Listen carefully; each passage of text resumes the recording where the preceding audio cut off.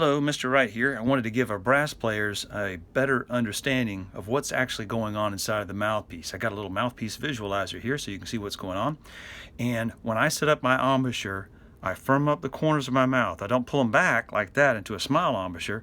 They're just stable. They're right there. And then I'm going to take these muscles right here and up here, and I'm going to kind of pull downward and make my chin flat and hard against the teeth, to where if I poke, it's really hard, right? Somebody could punch me, doesn't hurt.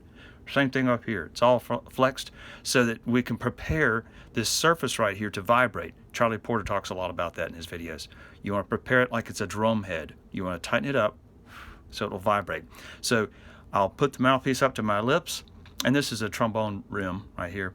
But you'll see me pull my lips apart, and sometimes I'll stick my tongue between my lips just to make sure there's a good space in between, so that I'll know that, because if my lips are mashed together, they're not going to be able to vibrate. It's going to have a sputtering sound. But if I pull them apart, then they have room in there to vibrate. So I put my lips up to the mouthpiece, pull apart, and I'll just kind of take my tongue just to make sure there's a space. And you'll see me, I'll kind of pull my lips back together, and it's all flexed. I'm flexing all this downward, and all this is solid, and so it's like a tug of war. Philip Farkas, in his book The Art of Brass Playing, talked about this tug of war right there between these two to create this tension right there to prepare your lips to get them ready to vibrate, so that you have these nice vibrating surfaces right here. So I pull apart, and Charlie Porter says, lick it real fast like I just did, to make your lips wet to make them vibrate easier. I never really thought about that, but I guess I do that. I don't know. So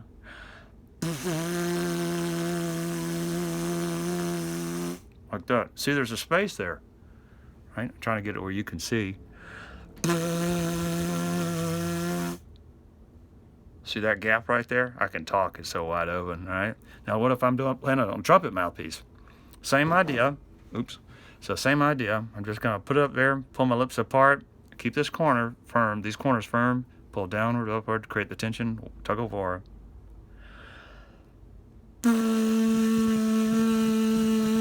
On the trumpet, you're going to have more of your bottom lip than the top lip. 2/3 the bottom lip, 1/3 of the upper lip. Every great trumpet player in the world does that way. So don't try, I'll be different. No. So it's... To go up higher, let me use the trombone side so you can see a little bit what's going on inside the mouthpiece. I'm going to use this right here, this little edge right there, to kind of flex inward against the teeth to go for my higher notes. Watch this. Pull apart.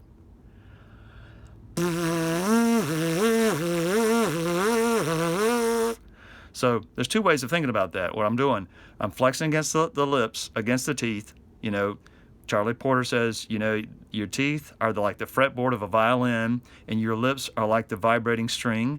And as you flex your lips against the teeth, like so, that string or your lips that vibrating surface becomes shorter and shorter. So true. But also, when you pull, I kind of pull my lips in like that, it kind of aims the airstream kind of downward into the mouthpiece, making it go faster, because it's got to go a faster distance. It's got to do this little curve cue thing right there. So my bottom lip's kind of coming like like that.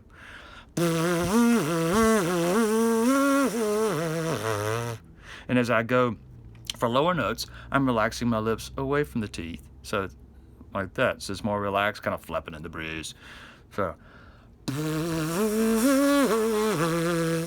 but as you see what it looks like, it's all flexed hard against the teeth, all right? Tug of war between here and going up and down those muscles, all right? Now, neat thing is, on the clarinet and saxophone, same principle. On the clarinet, we're going to do the same thing. I'm going to flex the corners of my mouth, make them firm. I'm going to have all this against my teeth, hard. All of this is hard and flat, right? To where you have this pointed chin, like I am Megamind, right? A pointed chin. And then I'm going to have it all flexed like that. I'm going to roll my bottom lip under just a little bit, just enough to cover these bottom teeth right there. See that? And then I'm going to set my two top teeth right on the mouthpiece.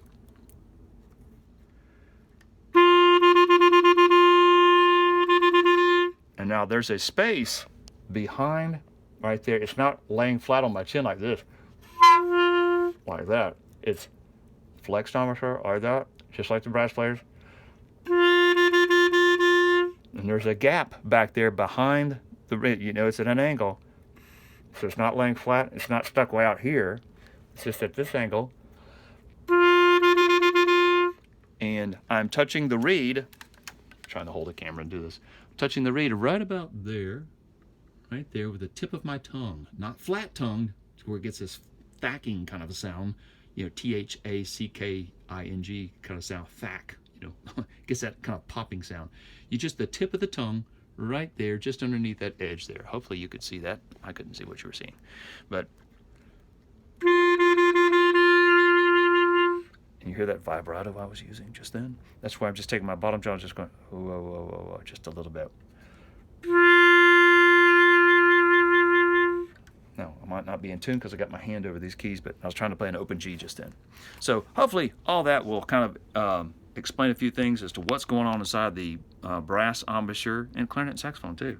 So remember, you firm corners, all this hard and flexed, and you create this tension, this tug of war between here and up and down to create and get this ready. And I spread my teeth and lips.